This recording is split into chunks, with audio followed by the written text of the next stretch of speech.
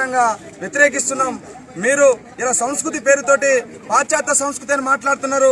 ఇలా మీ పాలకులు నరేంద్ర మోడీ, ఒబామా వచ్చినప్పుడు 10 లక్షల రూపాయల సూట్లు వేసుకొని సూట్ల మీద సూట్లు మారుస్తూ పాశ్చాత్య సంస్కృతి కాదా అది?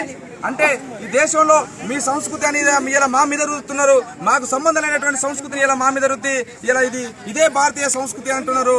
ఇలా మొత్తం కూడా హిందువులు అంటే రామునికి పుట్టిన వాళ్ళే హిందువులు, మిగతా వాళ్ళంతా అక్రమ సంతతి అని మాట్లాడినటువంటి విహెచ్పి, ఆర్ఎస్ఎస్ లాంటి సంస్థలు ఖబర్దార్.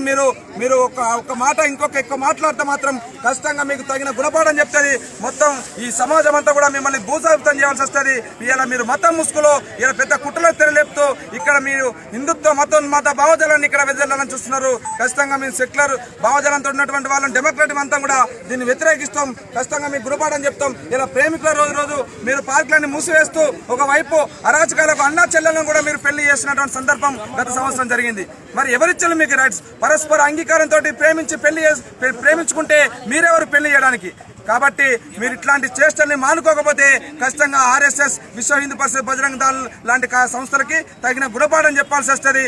ఈరోజు పాశ్చాత్య సంస్కృతి ఇలా సినిమాల్లో విష సంస్కృతి వస్తుంది. ఇలా మూలాలను వదిలిపెట్టి ఈరోజు ప్రేమికుల మీద మీరు దాడులు చేయడాన్ని ఇలా ఇండియన్ లవర్స్ యూనిట్గా మేము వ్యతిరేకిస్తున్నాం. ఏ ఒక్క ప్రేమికుల మీద మీరు బలవంతంగా పెళ్లి చేయాలని చూసినా, దాడి చేయాలని చూసినా ఖచ్చితంగా మీ ఆఫీసుల పైన దాడులకు సైతం సిద్ధపడతామని ఈ సందర్భంగా ఉస్మానియా యూనివర్సిటీ విద్యార్థులుగా, ఇండియన్ లవర్స్ యూనిట్గా మీ ఆఫీసుల మీద దాడులకు సిద్ధపడతామని, దాడికి ప్రతి దాడి తప్పదని కూడా ఈ సందర్భంగా మిమ్మల్ని హెచ్చరిస్తున్నాం.